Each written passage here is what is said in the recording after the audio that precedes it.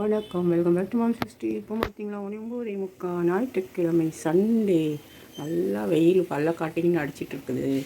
அடுத்து வந்து இங்கே நம்ம இன்றைக்கி என்ன பிரேக்ஃபாஸ்ட்னு பார்க்கலாம். இருந்ததே ஒரு 2 கரண்டி மாவை வச்சு நம்ம வித்தையெல்லாம் போகிறதுல போட்டு என்ன பண்ணலாம் அப்படின்னு பார்த்து குழிப்பணியாரத்தை ஊற்றியாச்சு. ஒரு 2 கரண்டி இட்லி மாவில் ரவை சேர்த்து, தயிர் சேர்த்து, அப்புறம் உப்பு சேர்த்து, சீரகம், பெருங்காயம் எல்லாம் சேர்த்து, அதுக்கு அடுத்து வந்து கோதுமை மாவு ஒரு கரண்டி சேர்த்து, ரவை ஒரு கரண்டி சேர்த்து எல்லாத்தையும் மிக்ஸ் பண்ணி வெங்காயம், பச்சை மிளகா, கொத்தமல்லி எல்லாம் நறுக்கி போட்டு அப்படியே சூப்பராக ஒரு குழிப்பணியாரம் மீதி மாவு இருக்குது. இன்னொரு எழுந்து வந்தோன்னு சுட போகிறேன். அதுக்கு வந்து நம்ம தேங்காய் சட்னியை தான் செஞ்சுருக்கோம். அது திங்க பார்த்தீங்கன்னா காலங்காலில் என்ன நேரம் கேக் பிஸ்னஸ் நடக்குதான்னு நீங்கள் நினச்சி பார்க்கலாம். இல்லை, இது மீதமான பிஸ்கட் இருந்தது, அதை வச்சு பிஸ்கட் சாக்லேட் கேக்கை ரெடி பண்ணியாச்சு. ஒட்டியில் வச்சு ஆறுன உடனே நான் எடுத்து உங்களுக்கு காட்டுறேன். இங்கே வந்து நம்மளோட பிஸ்கட் சாக்லேட் கேக்கு நல்லா ஆறிடுச்சு. இப்போ நம்ம அதை கட் பண்ணி பார்க்கலாம் எப்படி வந்திருக்கு அப்படின்னு. சும்மா என்னென்ன கையில் கிடைக்கோ எல்லாமே போட்டு நான் ஒரு கேக்கு செஞ்சிட்டேன். மீதமான பிஸ்கெட் அண்ட் மீதமான ப்ரெட் ஸ்லைசஸ் எல்லாத்தையும் சேர்த்து ஒரு கேக்கு செஞ்சாச்சு. சூப்பராக வந்திருக்கு. ஹாய் ஃப்ரெண்ட்ஸ், இப்போ வந்துட்டு மதியானம் வந்து 12:45 ஆகுது. நான் வந்து ஒரு 12 மணிக்கு தான் கடையிலேருந்து வந்தேன். வாங்கிட்டு வந்து சிக்கன் வாங்கிட்டு வந்திருந்தேன். அதில் வந்து க்ளீன் பண்ணி இந்த எலும்புக்கு பீஸ் கொஞ்சம் சத பீஸ் இருக்கிறதா எடுத்து பிரியாணிக்கு எடுத்து வச்சுட்டு, இங்கே வந்து பார்த்திங்கன்னா நல்லா அந்த மாதிரி ப்ரெஸ்ட்டு பீஸாக போட்டிருக்கேன். இது வந்து வறுக்கிறதுக்காக இதை அப்படியே போட்டிருக்கேன். அவ்வளோதான். இப்போ நம்ம என்ன பண்ணலாம், இங்கே ஒரு குக்கரை வச்சுருக்கேன். இப்போ இது வந்து வறுக்கிறதுக்கு ஒரு வெங்காயம், ஒரு தக்காளி, கொத்தமல்லி, புதினா, அப்புறம் பிரியாணிக்கும் ஒரு 1.5 வெங்காயம், கொத்தமல்லி, புதினா, ஒரு 2 பச்சை மிளகா, ஒரு தக்காளி கட் பண்ணிருக்கேன். இஞ்சி பூண்டு பேஸ்ட் போட்டுக்கலாம். இங்கே ஒரு குக்கராக வச்சுருக்கேன். இங்கே வந்து பிரியாணிக்கு வந்துட்டு ஒரு குழிக்கரண்டி அளவு எண்ணெய் விட்டுக்கிறேன். ஒரு 1.5 குழிக்கரண்டி இருக்க மாதிரி விட்டுக்கலாம். இங்கே வந்து 2 பட்டை, ஒரு ஏலக்காய், பிரிஞ்சி இலை, 4 கிராம்பு போட்டிருக்கேன். பிரியாணி தாளிச்சிக்கலாம். அதே வந்து 2 பச்சை மிளகாய் உடச்சி ஆனியன் போட்டுக்கலாம்.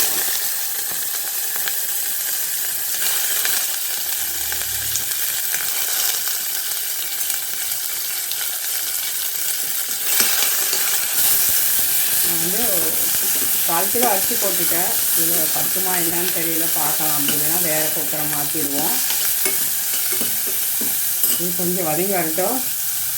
இதில் வந்து கொத்தமல்லி, புதினா, அது கூட இந்த பீசஸ் எல்லாம் சேர்த்து விட்டுலாம். நான் வந்து ஒரு 100 கிராம் 150 கிராம் எலும்பு தனியாக எடுத்து வச்சுட்டு மீதி உள்ளதை ஒரு 1/4 கிலோ இருக்க மாதிரி பிரியாணிக்கு போட்டுட்டேன்.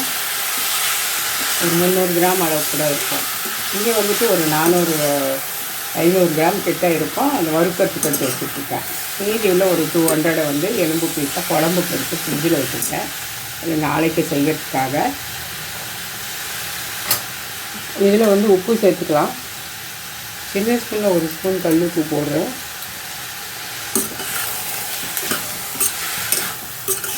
இது கூட நம்ம வந்து இந்த தக்காளி வந்து கட் பண்ணி வச்சுருக்கோம். அதே வந்து ஒரு தக்காளி இது வந்துட்டு இந்த அரிசி வேகமானான்னு தெரியாது, நான் போட்டுருக்கேன். பார்ப்போம். ஒரு டம்ளர் தலை தட்டி போட்டிருக்கேன். 1/4 கிலோ அளவு விட கொஞ்சம் குறைவாக தான் அரிசி ஊற வச்சுருக்கேன். வாஷ் பண்ணிவிட்டு இது நல்லா வதங்கி வரட்டும். இது கூட நம்ம காரம் எல்லாமே சேர்த்துக்கலாம். ஒன்றாவே ஒன்றும் பிரச்சனை இல்லை. கூடவே வதங்கி வந்துடும். அது இதில் மஞ்சள் தூள் எடுத்துட்டு வந்துட்டு வெறும் மிளகாய் தூள் கொஞ்சம் இந்த ஸ்பூனில் 1 ஸ்பூன் போட்டுக்கேன். இதுலேயே வந்து பிரியாணி மசாலா போட்டுக்கலாம். 1/2 ஸ்பூன் அளவுக்கு பிரியாணி மசாலா, அதிகமாக வேண்டாம்.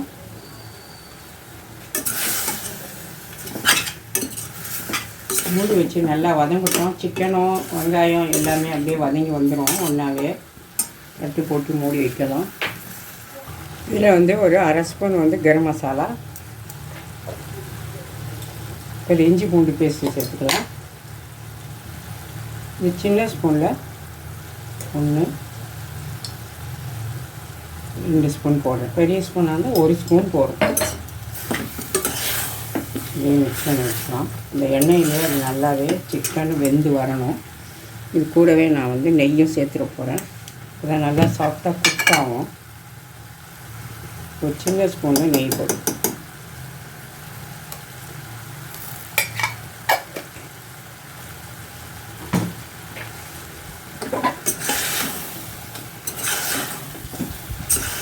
அவ்வளோதான். இதெல்லாம் மிக்ஸ் பண்ணியாச்சு. ஆல்மோஸ்ட் எல்லா மசாலாவும் நம்ம சேர்த்தாச்சு. இப்போ அப்படியே சும்மா மூடி வைப்போம். அது அப்படியே வதங்கட்டும். இப்போ இதுலேயே ஒரு குழிக்கரண்டி அளவு தயிர், சின்ன கரண்டியில் தயிர் சேர்க்குறப்போ நல்லா சாஃப்டாக வெந்து வரும். டேஸ்ட்டு நல்லாயிருக்கும். அதுக்காக தான் பிகினர்ஸ்க்காக தான் நான் போடுறேன். தாராளமாக ஒரு 3 பேர் நல்லா சாப்பிட்லாம். 1/4 கிலோ அரிசியில். இது வந்து 2 குழிக்கரண்டி எண்ணெய் விட்டுருக்காங்க. இதில் வந்துட்டு நம்ம ஆனியன், இதுதான் கொத்தமல்லி,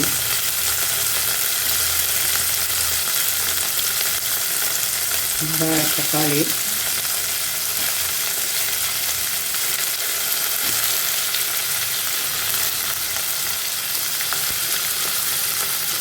சேர்த்தாச்சு.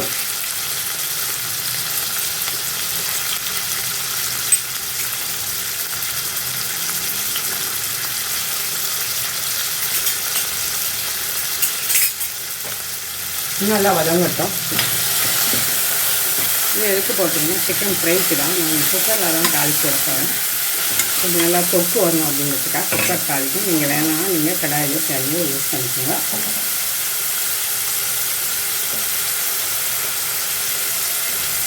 இது கூடவே லிவர் பீஸ் வந்துருக்கு.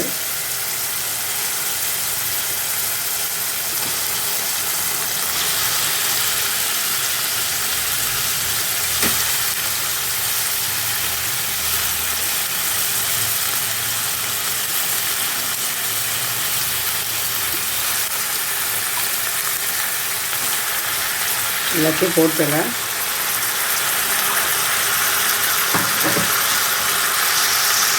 இஞ்சி பூண்டு பேஸ்ட்டு சின்ன ஸ்பூனில் 2 டீஸ்பூன் போடுறேன். பெருசாக டேபிள் ஸ்பூன்னா 1 போதும்.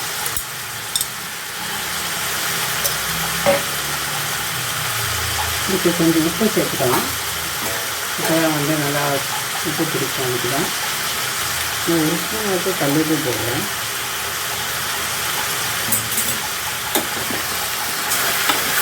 நல்லா மிக்ஸ் பண்ணி கொடுக்கலாம். இதில் மஞ்சள் தூள், மிளகாய்த்தூள், வெறும் மிளகாய்த்தூள் 1 ஸ்பூன், தனியா பவுடர் 1 ஸ்பூன், கொஞ்சமாக வந்துட்டு சிக்கன் மசாலா பவுடர் இந்த அளவுக்கு போகிறோம்.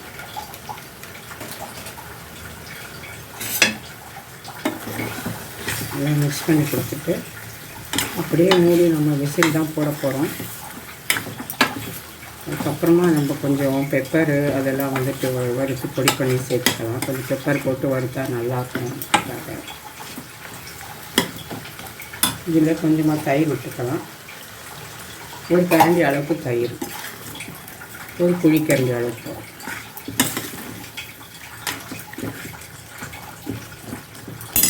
அப்படியே மூடி வைப்போம்.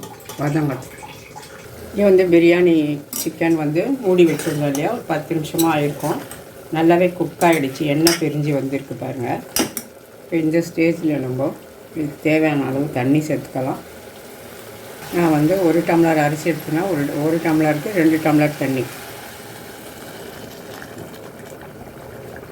2 டம்ளர் தண்ணி விட்டுடலாம். தலை தட்டி அரிசி எடுத்து அதே மாதிரி தலை தட்டி ஊற்றிட்டேன். நீங்கள் 1.5 வேணும்னாலும் ஊற்றலாம். தம்மில் விடலாம் அப்படிங்கிறதுக்காக தண்ணி கொஞ்சம் கூட சேர்த்துக்கலாம். அப்படி இல்லைனா குக்கரில் அப்படியே விசில் போகிறதானா ஒரு 1/4 டம்ளர் குறைச்சிக்கோங்க. உப்பு பார்த்துக்கலாம். இதில் வந்து ஒரு 1/4 பாகம் எலுமிச்சை பழம் போடும். அவ்வளோக்கு வரும். நம்ம போடுறத 1 டம்ளர் அரிசி தானே, 1/2 கிலோன்னா நம்ம பாதி பழம் போடலாம். பெரிய பழம் 1/4 இது போதும். இதில் வந்து உப்பு பத்தலை, கொஞ்சமாக உப்பு சேர்த்துக்கோங்க. ஒரு 1/2 டீஸ்பூன் அளவுக்கு உப்பு. கொஞ்சம் தண்ணி கொதிக்கட்டும். இப்போது 1 டம்ளர் அரிசி ஊற வச்சுருந்தேன். 1/2 மணி நேரம் வடிச்சிட்டேன். ஏன்னா டைம் ஆகுதுன்னு சொல்லிவிட்டு. இப்போ தண்ணி கொதிக்கிறப்போ இதை நம்ம போட்டு விட்டுறோம்.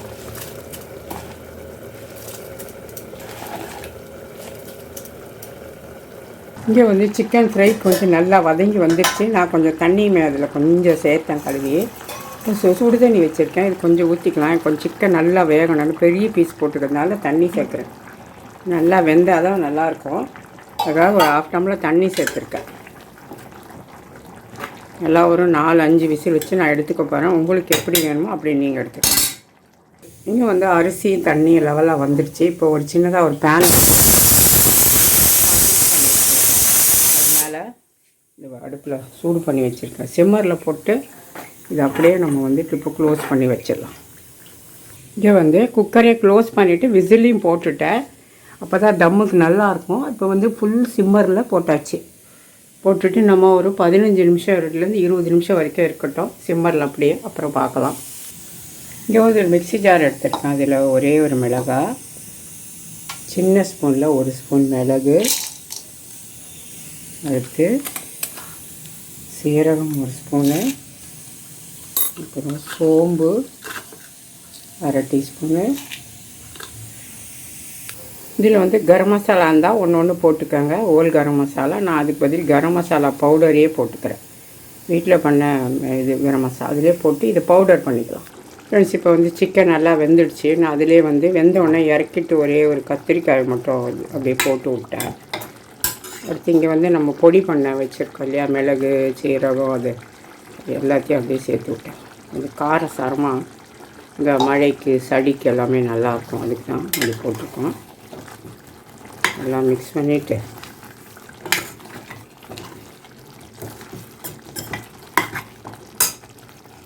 ஃப்ரெண்ட்ஸ், இப்போ நம்மளோட சிக்கன் வந்து ஃப்ரை ரெடி ஆகிடுச்சு. கொஞ்சம் மசாலா மாதிரி தான் பண்ணியிருக்கேன், ட்ரையாக பண்ணலை. சப்பாத்திக்கு எல்லாம் வச்சு சாப்பிட நல்லாயிருக்கும். சூப்பராக ரெடி ஆகிடுச்சு. மிளகெல்லாம் போட்டு பெப்பர் போட்டு சூப்பராக இருக்கும். அடுத்து இங்கே வந்து நம்ம இந்த தம்மை ஃப்ரெண்ட்ஸ், இப்போ வந்து தம்மை எடுத்தாச்சு. 20 மினிட்ஸ் வச்சுருந்தேன். ஓப்பன் பண்ணியாச்சு. கொஞ்சமாக நெய் போட்டுக்கலாம் மேலே. போட்டுட்டு மிக்ஸ் பண்ணி கொடுத்துட்டு சூப்பரான நம்மளோட சிக்கன் தம் பிரியாணி ரெடி ஆகிடுச்சு.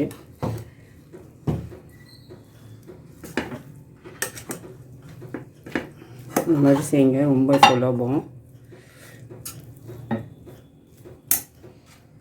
நம்மளோட சிக்கன் தம் பிரியாணி ரெடி ஆகிடுச்சு. அவ்வளோதான், அப்படியே மூடி வச்சுருவோம். அதை அவ்வளோ சமையலெல்லாம் முடிஞ்சிடுச்சு. என்ன செஞ்சுருக்கேன் அப்படிங்கிறதையும் பார்த்துடலாம் வாங்க. இங்கே வந்து கொஞ்சமாக வெள்ளை சாதம் இருக்குது. அடுத்து ரசம் இருக்குது. அடுத்து வந்து இங்கே வந்து வெங்காய பச்சடி ரைத்தா, ஆனியன் ரைத்தா பண்ணியிருக்கேன் பிரியாணிக்கு. இங்கே வந்துட்டு சிக்கன் கிரேவி பண்ணியிருக்கேன். இங்கே வந்து சிக்கன் தம் பிரியாணியும் பண்ணியிருக்கேன். இப்போ சப்பாத்தி 2 போட்டுக்கலாம். இப்போ வந்து நம்ம சாப்பாடு போட்டாச்சு. சூப்பரான ஒரு சிக்கன் பிரியாணியும் சிக்கன் ஃப்ரையும் சாப்பிட போகிறோம் நாங்கள்.